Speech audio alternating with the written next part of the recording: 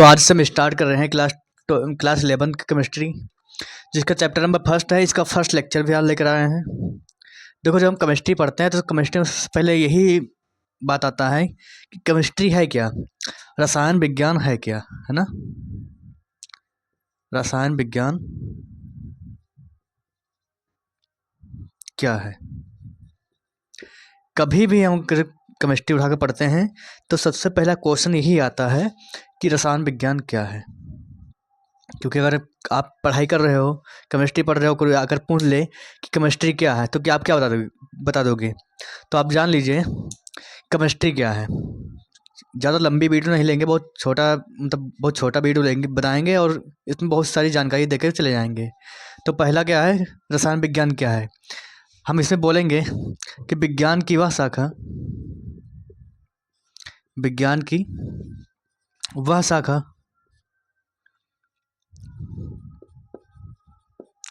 जिसके अंतर्गत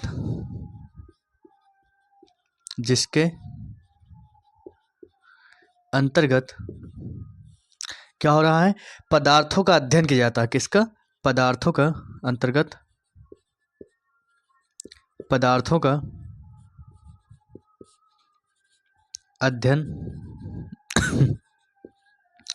किया जाता है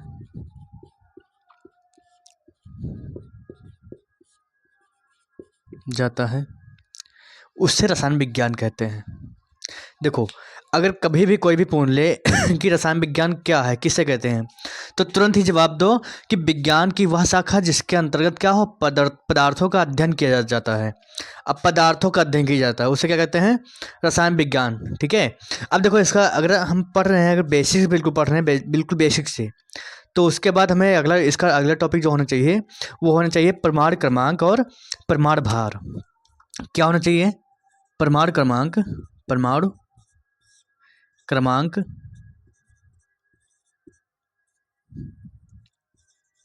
क्रमांक और क्या होना चाहिए, परमाणु भार।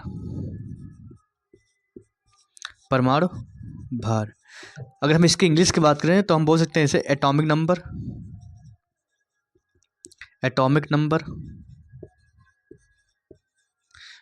और इसकी बात करें तो एटॉमिक वेट,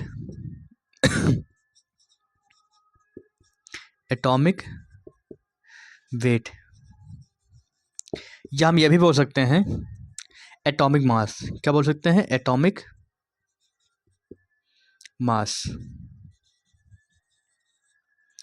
मतलब कि परमाणु का द्रव्यमान, ये बोल दो। ठीक है।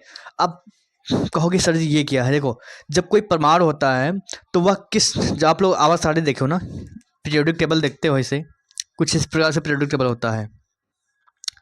तो इसके अंदर जो परमाणु होता है जो एलिमेंट होते हैं, जो एटम होता है, वो क्या होता है, अगर आवर्त सारणी में उपस्थित है तो किस नंबर पे उपस्थित है, तो वो तो हमारा हो गया क्या, एटॉमिक नंबर हो गया। क्या हो गया, एटॉमिक नंबर। ठीक। मान लीजिए हाइड्रोजन यहाँ उपस्थित है, यहाँ पर हाइड्रोजन क्या है, हाइड्रोजन यहाँ पर उपस्थित है, तो किस नंबर पे उपस्थित है। तो बताओगे कि सर जी 2 नंबर पे उपस्थित है। किस पे, सॉरी 1 नंबर पे उपस्थित है। किस पे, 1 नंबर पे। तो वैसे जितने भी इसमें एलिमेंट है, जितने भी परमाणु, जितने भी तत्व हैं, वो क्या है, उसका एक नंबर है, किस नंबर पर उपस्थित है, उनके नंबरों पर डिपेंड है, मतलब किस नंबर पर उपस्थित है ये बताया गया है। तो वो तो हमारा हो गया क्या, परमाणु क्रमांक हो गया। अब बात आ जाए परमाणु भार की, तो हम इसको देखो, इसको याद करने का ट्रिक बताएंगे अभी, उसको देख लीजिए।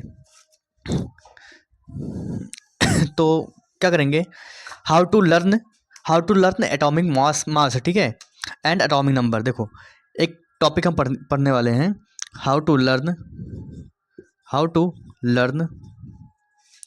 एटॉमिक मास एंड एटॉमिक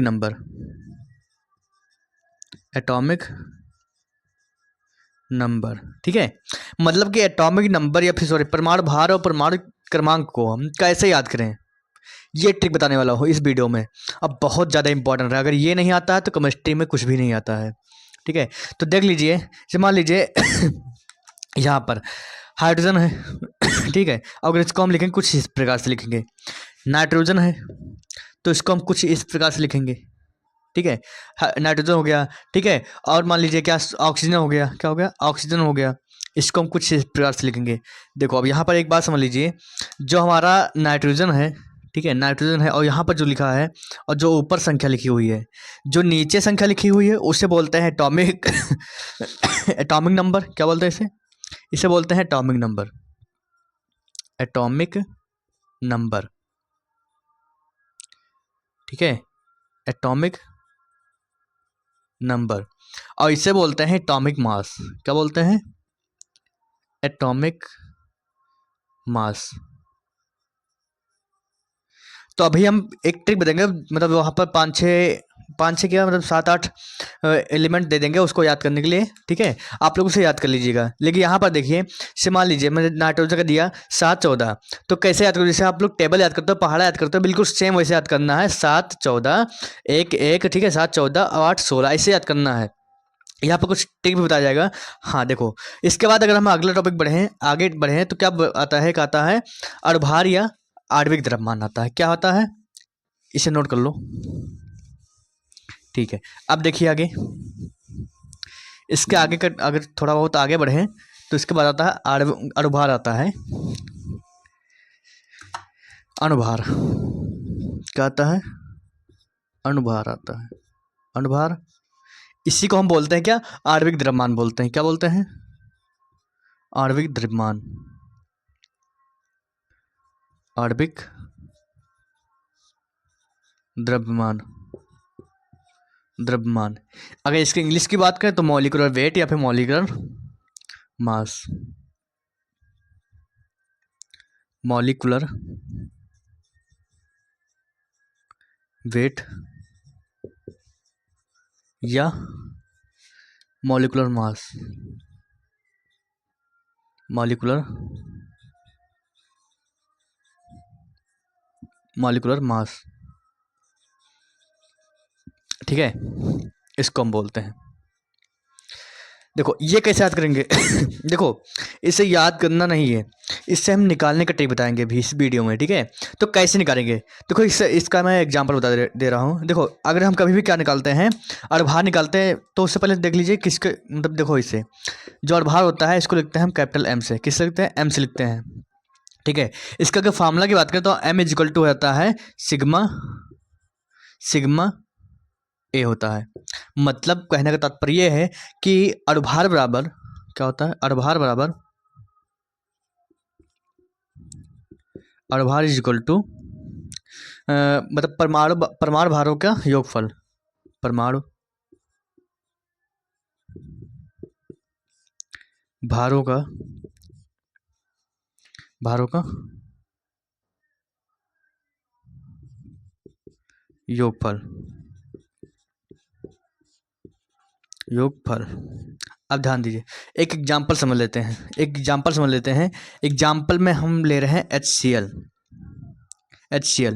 जैसे मान लीजिए हमें निकालना है HCl, एक होता है हाइड्रोक्लोरिक एसिड होता है, उसका मान लीजिए कि हमें निकालना है मॉलिक्यूलर वेट निकालना है। मॉलिक्यूलर वेट निकालना तो कैसे निकालेंगे, ठीक है। तो देखो हमने अभी बताया था एक कि हाइड्रोजन का बताया था कि मॉलिक्यूलर वेट कैसा, मतलब परमाणु भार क्या होता है। जैसे हमने बताया परमाणु क्रमांक नीचे लिखे थे और ऊपर क्या लिखा था?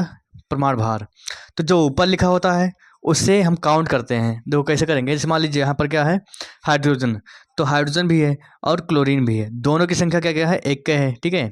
कितनी कितनी बार है? एक ही बार तो है, ठीक है। इसका जो अगर हमें एक हाइड्रोजन का परमाणु भार देखें तो कितना होता है? एक होता है। कितनी बार लिखा है? एक ही बार लिखा, तो एक से मल्टीप्लाई कर दो।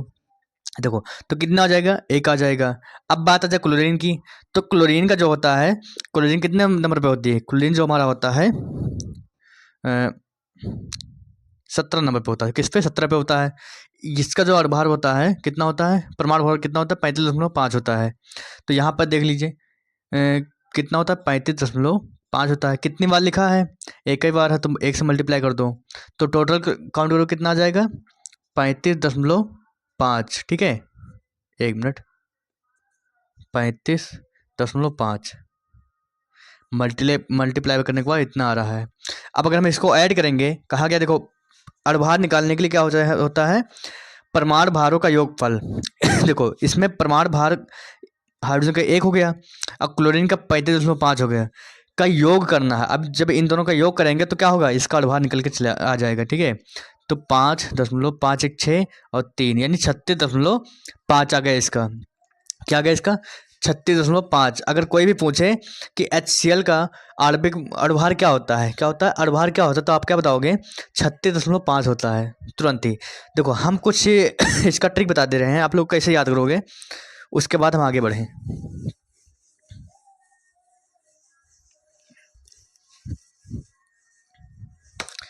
कुछ एलिमेंट्स के नाम लिखवा दे रहे हैं आप लोगों को, जिसका क्रमांक और मास दोनों लिखवाएंगे। देखो जैसे मान लीजिए हाइड्रोजन, ठीक है, कार्बन और नाइट्रोजन और सल्फर, कैल्शियम, ठीक है, फ्लोरीन, एल्यूमिनियम और फास्फोरस और क्लोरीन। उसके बाद Cr, Fe, Cu, Ag, फिर आ जाते हैं Le, Li, Be, Na, फिर K यानी पोटेशियम, फिर Zn, फिर देखिए I, Au और भी कुछ होता होगा। ठीक है, तो डॉट डॉट करके ETC कर लो, मतलब इत्यादि। इतना पूरे में कहाँ लिखवा पाएंगे। मान लीजिए हाइड्रोजन कितना होता है, हाइड्रोजन का जो परमाणु क्रमांक होता है कितना होता है 1 होता है और परमाणु भार भी 1 ही होता है। कार्बन का परमाणु क्रमांक कितना होता है 6 होता है और परमाणु भार क्या होता है, परमाणु भार कितना होता है 12 होता है। देखो हम क्या करते हैं ट्रिक देख लीजिए यहाँ पर। अगर कोई सम संख्या है, क्या है कोई सम संख्या है, जैसे मान लीजिए 2 है, 4 है, 8 है, तो क्या करेंगे इसे 2 से मल्टीप्लाई कर देंगे। ठीक है, और अगर मान लीजिए 2 से मल्टीप्लाई कर देंगे तो 4 दूनी 8, 2 से मल्टीप्लाई 8 दूनी 16। अगर मान लीजिए कोई विषम संख्या आ गई, जैसे मान लीजिए क्या है 7 आ गया, नहीं 15 के ऊपर 15 आ गया, 15 आ गया, ठीक है, और 31 आ गया, 30 आ गया, मतलब 29 आ गया। अगर इस तरह से कोई भी विषम संख्या आएगा तो हम क्या करेंगे 2 से मल्टीप्लाई करने के बाद +1 कर देंगे। क्या करेंगे +1 कर देंगे। किससे मल्टीप्लाई करेंगे 2 से मल्टीप्लाई करने के बाद +1 कर देंगे, +1 कर दो। 15 दूना 30 31 होगा। ठीक है, और 31 दूना 62 63 होगा, 63, और 29 दूना 58 और 1 59 होगा। इस प्रकार से अगर कोई सम संख्या आ रहा है तो क्या करेंगे 2 से मल्टीप्लाई कर देंगे। अगर विषम संख्या आ रहा है तो 2 से मल्टीप्लाई करने के बाद 1 हम ऐड कर देंगे। लेकिन कुछ एक्सेप्शन होते हैं जिन पर हमें ध्यान नहीं देना है, कुछ एक्सेप्शन होते हैं उन पर ध्यान नहीं देना, उनको याद कर लेना है। ठीक है, अपवाद होता है, एक्सेप्शन की हिंदी होती है अपवाद। ठीक है। तो यहाँ देखिए जैसे मान लीजिए नाइट्रोजन का क्या होता है, नाइट्रोजन का 7 होता है, कितना होता है 7 होता है परमाणु क्रमांक क्या होता है 7। अब देखो ये एक्सेप्शन है, 7 दूनी 14, सिर्फ 2 से ही मल्टीप्लाई करेंगे, कितना 2 से ही मल्टीप्लाई करेंगे, 7 दूनी 14। अब सल्फर का क्या होता है, सल्फर का होता है कितना, सल्फर जो हमारा उपस्थित होता है किस पे होता है 16 पे होता है, और 16 दूना क्या होता है 32, कितना होता है 32 32। और इसके बीच में एक ऑक्सीजन भी लिख लीजिए, क्या लिखना है ऑक्सीजन। ऑक्सीजन कितने नंबर पे होता है, ऑक्सीजन होता है हमारा 6 नंबर पे, और 6 दूनी 12 हो जाएगा इसका। अब 12 नहीं 8 पे होता है, ऑक्सीजन 8 पे होता है, 8 दूनी 16 हो जाएगा। और कैल्शियम की बात करें तो कैल्शियम होता है 20 पे, किस पे 20 पे होता है, 20 दूना 40 हो जाएगा इसका अड़बार। ठीक है, अब यहाँ देखिए जब फ्लोरीन होता है कितने नंबर पे होता है, फ्लोरीन हमारा होता है 7 नंबर पे, 7 दूनी 9 होता है, क्या होता है 9, 9 दूनी 18 को 19, क्या हो जाएगा 19 हो जाएगा। और इस पर 13 दूना 26 क्या होता है, एल्यूमिनियम कितने पे होता है 13 पे होता है, और 13 दूना 26 से 27 हो जाएगा इसका, 27 होगा। ठीक है, फास्फोरस क्या होता है, फास्फोरस 15 पे होता है, 15 दूना 30 है क्या 31 हो जाएगा इसका। और क्लोरीन 17 पे होता है, 17 पे, तो 17 दूना 34, 17 दूना 34। लेकिन यहाँ पर एक्सेप्शन है ना, तो 35.5 हो जाएगा। ठीक है, अब देखो यहाँ पर क्रोमियम Cr आ जाता है 24 होता है, और 24 दूना क्या हो जाएगा 52, नहीं 58 होता है, लेकिन कितना हो जाएगा 24 दूना 48 होता है, लेकिन इसका होता है 52, और इसका 26, और 26 क्रमांक होता है अनुक्रमांक। ठीक है, और अगर भार की बात करें तो क्या हो जाएगा 56 हो जाएगा, और इसका 29 63.5 और 47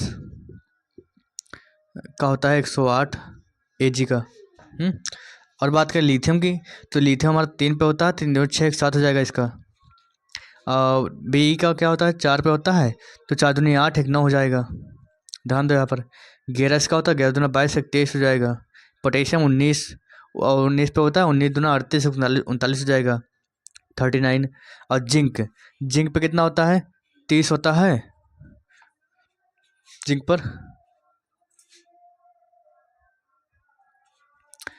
पर 30 होता है, और इसका अगर निकालें तो क्या हो जाएगा 2 मिनट 65.4 हो जाएगा। क्या हो जाएगा 65.4। हम हर वीडियो में बताएंगे, आपको याद हो जाएगा। ठीक है, अब बात आ जाए आयोडीन की, तो कितना होता है इसका 53 होता है, 53 को हम करेंगे तो क्या हो जाएगा 127 हो जाएगा, 27 हो जाएगा।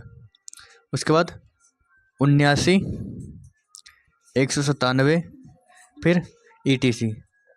तो कैसे याद करना है कैसे याद करना बता रहा हूँ। हाइड्रोजन का अनुक्रमांक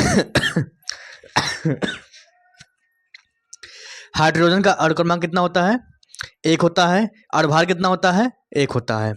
कार्बन का अनुक्रमांक कितना होता है 6 होता है, अनुभार कितना होता है 12 होता है।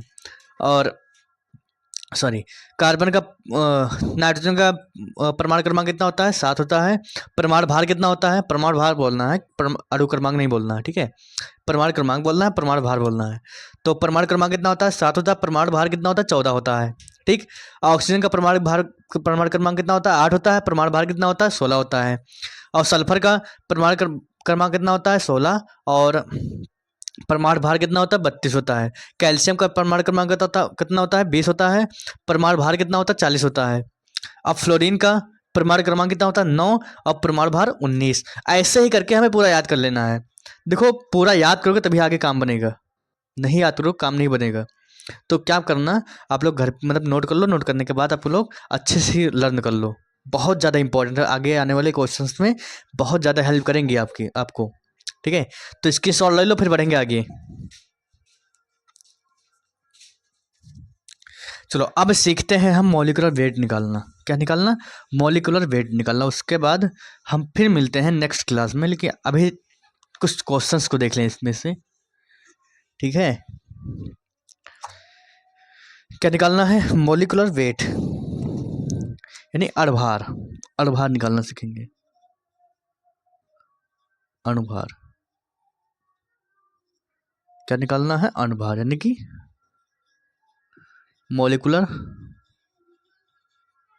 वेट, ये निकालना है। जैसे मान लीजिए हमें निकालना है, पहला निकालना है किसका CO2 का, दूसरा निकालना है H2SO4 का। ठीक है, और तीसरा किसका निकालते हैं यूरिया का। ठीक है, ये हो गया। और किसका चौथा निकाल रहे हैं ग्लूकोज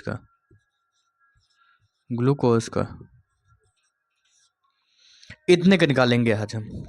तो हम पहले की बात करें, अगर पहले की बात कर रहे हैं किसका CO2 का, तो हम CO2 का कैसे निकालेंगे देखो CO2 का कैसे निकालते हैं हम, कार्बन लिखेंगे फिर ऑक्सीजन लिखेंगे। ठीक है, हम जानते हैं कार्बन की संख्या कितनी है 1 है। ठीक है, यहाँ पर देखिए ऑक्सीजन की संख्या कितनी है, यहाँ पर देखो 2 है ना, तो यहाँ 2 लिखेंगे, गुणा कर देंगे। ठीक है, अब देखो यहाँ पर एक कार्बन, देखो यहाँ पर कार्बन जो आपने देखा होगा, तो कार्बन कुछ इस प्रकार से लिखा था ना, इस प्रकार से, इस प्रकार नहीं, 6×12 इस प्रकार से लिखा था।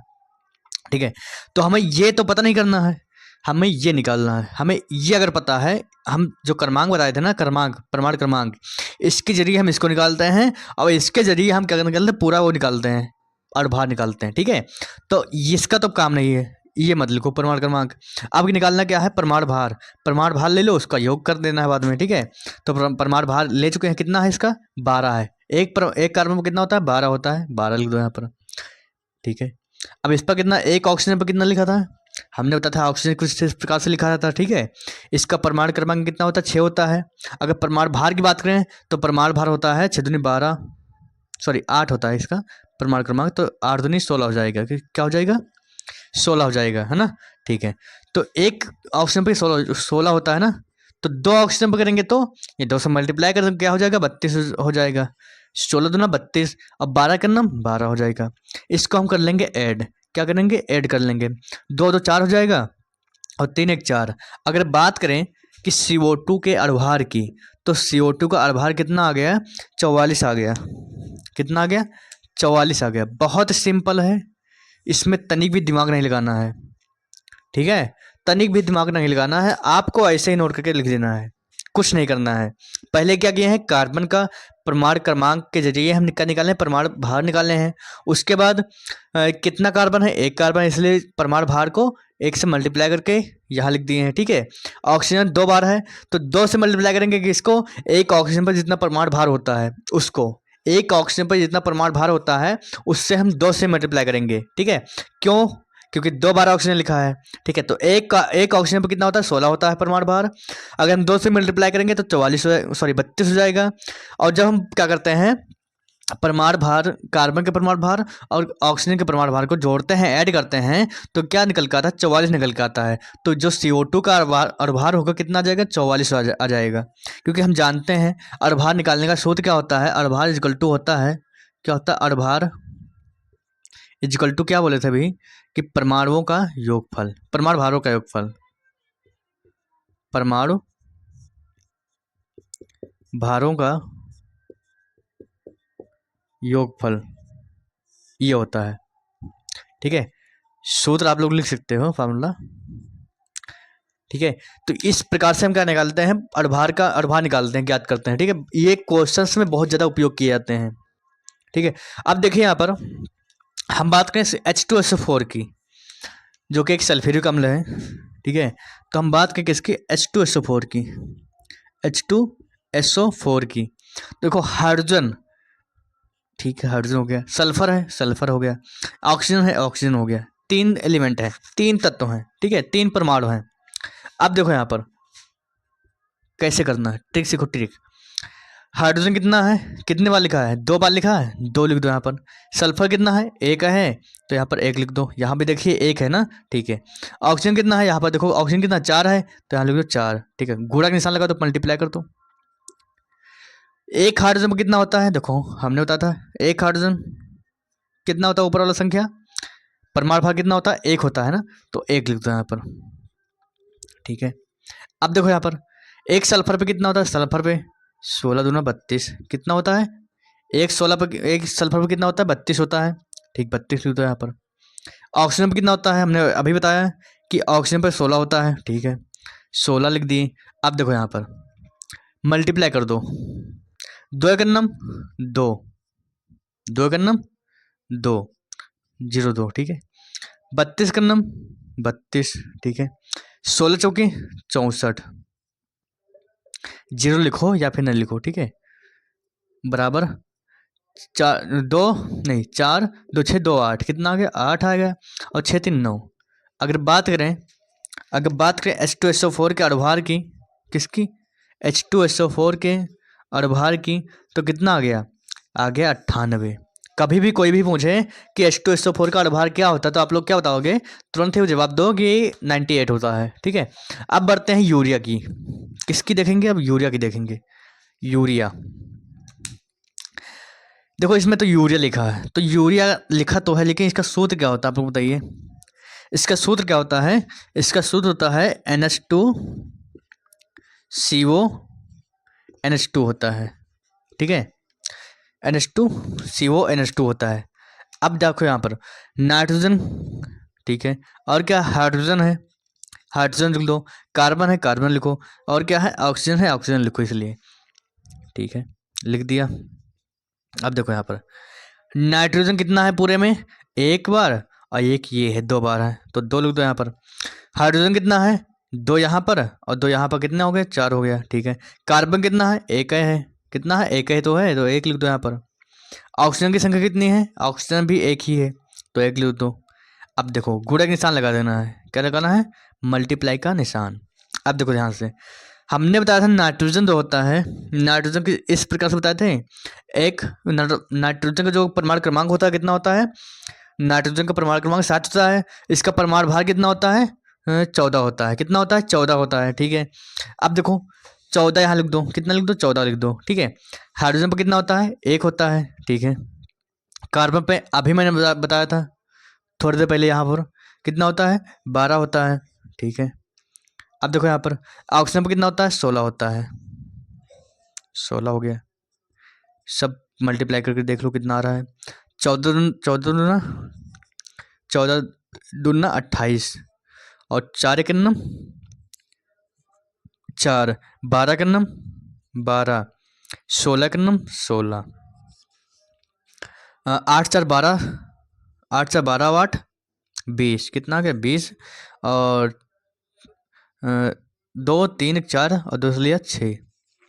देखो अगर यूरिया, कभी भी कोई भी पूछे कि यूरिया का किसका, यूरिया का अनुभार क्या होता है, तो आप क्या बताओगे, तुरंत ही आप बता दो कि यूरिया का अनुभार कितना होता है, 60 होता है, कितना होता है, 60 होता है, तुरंत बताओ, ठीक है।